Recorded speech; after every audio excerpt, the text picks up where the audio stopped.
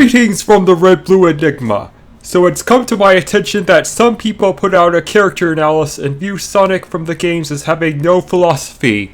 I'm seeing this idea more and more and figured I'd do an analysis to push back against this misconception. This is fundamentally impossible. A philosophy is just a way of thinking, your worldview, as it were. Let's look at the word's broadest definition from Merriam-Webster. The most basic beliefs, concepts, and attitudes of an individual or group. So even if someone were to live wholly in the moment and have no guideline on how to act, chances are you would have to rationalize that mindset to reach that result, which entails a philosophy. You cannot not have a philosophy. So where did this idea come from? Sonic is a character best described as being carried by the wind. He's a drifter. Unlike most characters with superpowers who live a double life, his powers define his lifestyle. It's easy to get caught up in the mire with his behaviors and believe he just has no behavioral standard. If there ever were a guide to set his character stance, it would be in his song from the original Sonic Adventure entitled, It Doesn't Matter. So let's take a deep dive into this lyrical medley to ask ourselves if Sonic really only lives in the moment or not, and finally find out just who is wrong and who is right.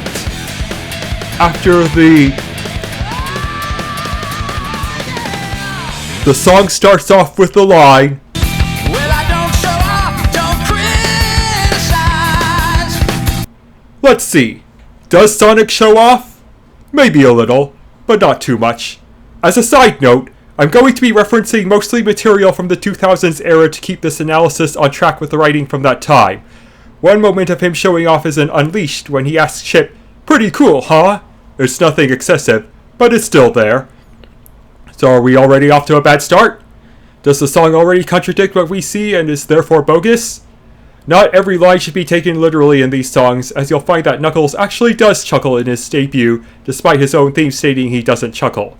It's here I will point out that much of my readings of these lines are my own conjecture, so if you take a line one way and I don't, be sure to let me know.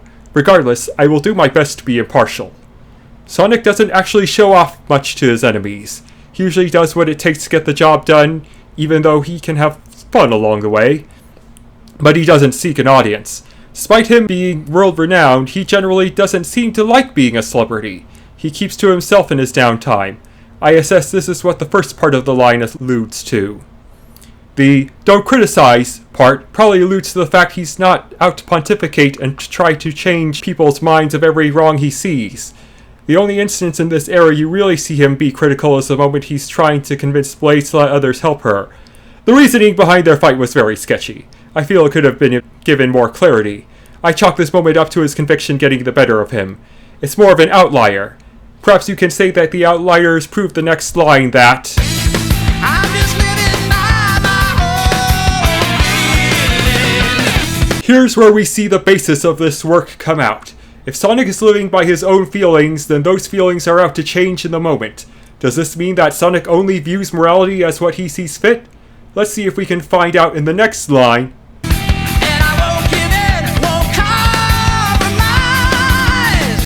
Sonic's conviction is ever steady. As Chip says, he's too strong to lose himself. I believe this is a fundamental aspect that's well stated here. I just only have a steadfast heart of gold. So we see a reflection of do unto others as you'd have done unto you in Sonic's mindset. What else makes a heart of gold except the golden rule? I don't know why I can't leave, though it might be tough. Here the leave part is very ambiguous. The question remains of where he's leaving to, but the song doesn't declare a destination, so it must be referring to an abstract. The best concept I can think of is his journey to fight evil. So in other words, he doesn't understand the reasons why he must fight evil, but feels compelled to no matter the difficulty. Let's move on to But I ain't out of control, just living by my word. he sees that he could be a destructive force, but believes his credo about being golden is enough to keep himself in line. Don't ask me why, I don't need a reason. I got my way, my own way.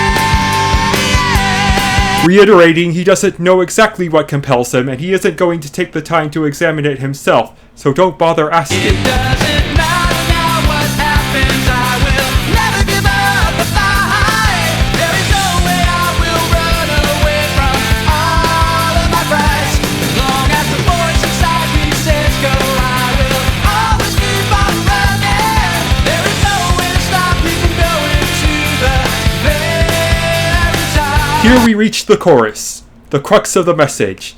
Though it isn't exactly linear and there's still much to cover, I will say this as my interpretation of these lines. Sonic will never back down no matter what the voices around him say. His is the only voice that matters to him, and he's very much full of ambition to carry out his mission.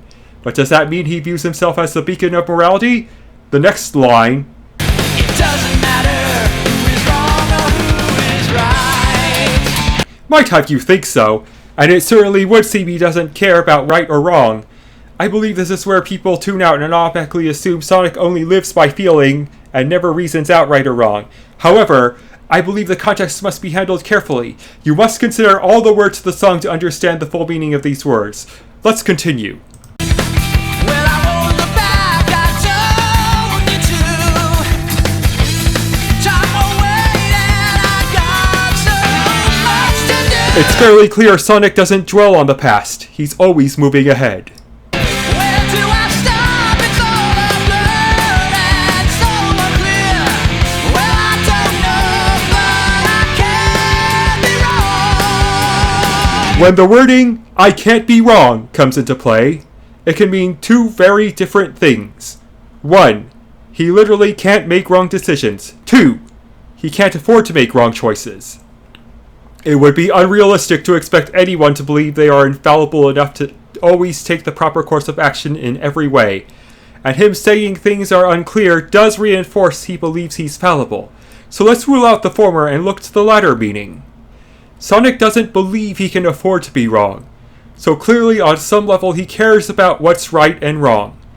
I'd say it's the most pertinent issue to him if he can't afford it, so it clearly does matter. But why does the song seem to give contradictory messages?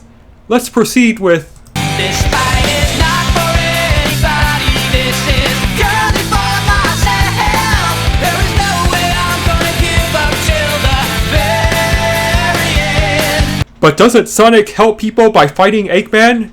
Or does he do it purely to make his own life better? Certainly Sonic cares about helping his friends, right? So what exactly is his fight for if it doesn't include others? The key here is, again, listening to subtext. Sonic isn't going to be swayed by what others think is right or wrong. He has to be the one to find that answer himself. I'll prove it in the next part with I can't tell what is wrong and what is right. I've got to find the answer. But until I do, there's no way I will ever give up. Place all your bets on the one you think is right. And here's where it all comes together. Sonic himself clearly believes in an objective right and wrong. The song only repeats the chorus from here on out.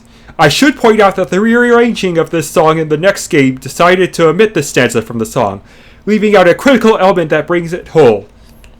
Perhaps this is where much misconception has been brought about. Nevertheless, Sonic believes there is an answer out there as to what's objectively right and wrong. He doesn't need to understand it himself to do what he believes is right, but he knows that people are flawed. He realizes that others would only try to use him if they decide what was right and wrong for him, so he listens to his gut and acts with a heart of gold first and foremost.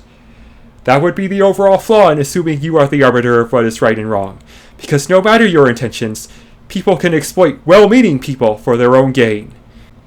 Is Sonic right to solely use his own voice for determining right and wrong? I suppose that should be left to the viewer to decide. As for my own analysis, Sonic's more of a figure who may be fallible, but has a courage and resolve that brings about unique perspective. In the Japanese game Sonic, he was created to be more of a force of nature than a realistic character. I believe this goes in line with the mythological, a topic of which I cover in my early videos. Sonic can have flaws, but the series centers around his larger-than-life personality and the change it can bring about.